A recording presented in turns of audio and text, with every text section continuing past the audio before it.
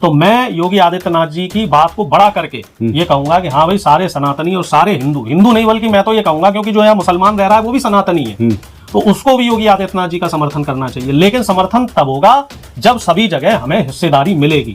हमें हिस्सेदारी ये लोग कहाँ देते हैं? जब मुसलमान के खिलाफ लड़ना होता है, जब शोभा यात्रा निकालनी होती है, जब कावड़ ढोनी होती है, जब मस्जिदों के ऊपर झंडे फहराने होते हैं, जब धार्मिक उन्माद फैलाना होता है, जब किसी विपक्ष के नेता के मुर्दाबाद के नारे लगाने होते हैं। हिस्सेदारी लोनी में नहीं देखा हमने कितनी बड़ी रैली निकाली हिंदू रक्षा दल ने।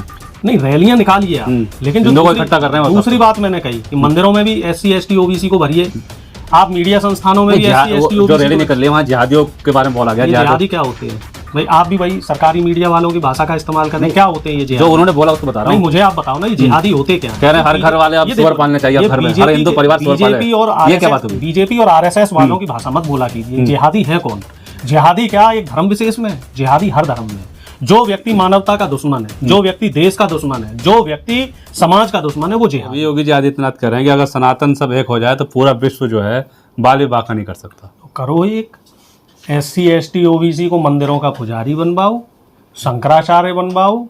उत्तर प्रदेश में जितने भी मंदिर हैं, जितने भी मठ हैं, सभी जगह आरक्षण व्यवस्था लागू करवा दो।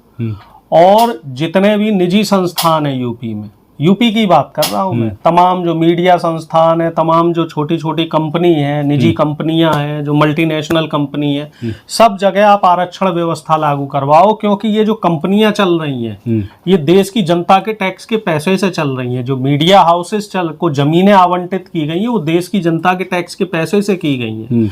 मंदिर चल रहे हैं तो मंदिरों में 90% जो चंदा है वो बहुजन लोग देते हैं। तो इन बहुजनों की हिस्सेदारी निजी संस्थानों में भी होनी चाहिए। तो मैं योगी आदित्यनाथ जी अगर इस तरह की पहल करते हैं, निजी संस्थानों में आरक्षण लाते हैं, मीडिया में आरक्षण लाते हैं, और अगर वो मंदिरों में भी आरक्षण लाते हैं, पुजारी भी आरक्षण व्यवस्था से बनाते हैं जैसे तमिलनाडु में बने, तो मैं योगी आदित्यनाथ जी की बात को बड़ा करके ये कहूंगा कि हाँ भाई, सारे सनातनी और सारे हिंदू नहीं, बल्कि मैं तो ये कहूंगा क्योंकि जो यहाँ मुसलमान रह रहा है वो भी सनातनी है, तो उसको भी योगी आदित्यनाथ जी का समर्थन करना चाहिए। लेकिन समर्थन तब होगा जब सभी जगह हमें हिस्सेदारी मिलेगी।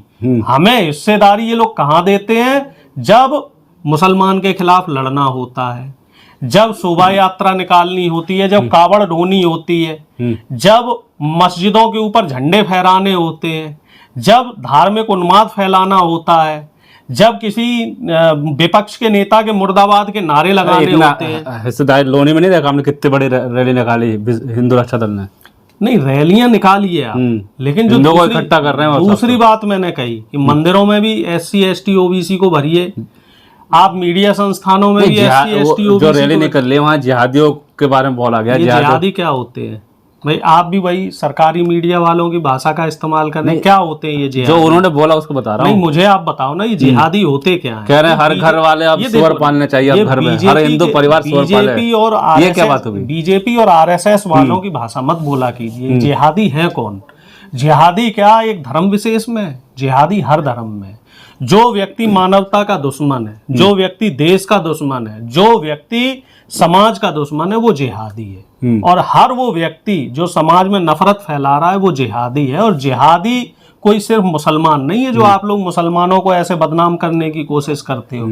जिहादी हर धर्म में है, और सबसे ज्यादा जो जिहादी है वो राजनीतिक पार्टियां, खासतौर से बीजेपी और बीजेपी समर्थित पार्टियों में मिलेंगे, क्योंकि ये लोग धर्म के नाम पर सांप्रदायिक नफरत परोस रहे हैं। लास्ट में एक विशेष जानवर को पालने की अपील की जा रही है कि हिंदू धर्म वाले हर घर में पाले। सभी जानवरों को पालो, क्या दिक्कत है? एक विशेष जानवर का नाम दिया उन्होंने। पंडित जी लोग पालेंगे क्या? वो जो सुअर की बात कर रहे हैं, पंडित जी लोग पालेंगे? क्योंकि हमारे धर्म में तो सुअर को ये लोग हाथ भी नहीं लगाते। ना भगवान का अवतार बता रहे हैं। वो तो पाले पंडित जी लोग।